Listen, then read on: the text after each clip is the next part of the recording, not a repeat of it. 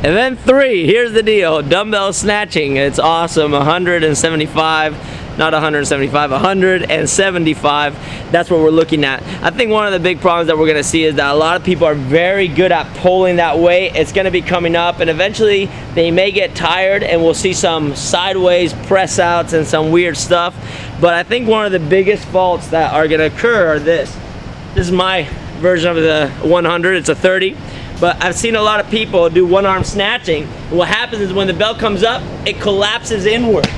And it's because they're lacking this external rotation piece. So during the workout, yeah, you can focus on a couple things. And one of the things that you're gonna focus on is this. Instead of finishing with the hand flat forward, trying to maximize thumb back. And that doesn't have to be very much, just has to be a little bit. So when we hit that position, that lockout happens, and I maximize that external rotation. Now that's very easy said. It's definitely not that easy to do, especially when you're doing that volume with 100. So something that you can work on is this over here that a friend of mine, Frederick, reminded me in Denmark about, which is just one-arm holds, plank holds on the ring. So what we can do is we can get into this little one-arm plank hold where we're just holding. And if you look at my thumb, it's turned in. But ideally we want to turn it out and hold that position right there. This right now is destroying me in the middle, and it's the same thing or same concept as the pistol work that we just talked about. Unilateral loading is all about being able to resist rotation, which in this case is positional strength.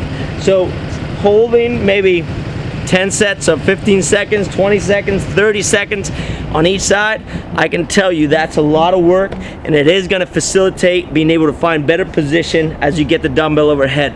Another thing, if you want to get very fancy, come over here, is one-arm handstands. So if we, in a very fancy fashion, just kick up into a handstand, what we can do is we can find this one-arm position just by shifting the weight over, starting with the feet, and just allowing the shoulder to just be placed in a stronger place where I'm trying to resist that rotation. I bring the hand down. Hopefully I don't collapse, right?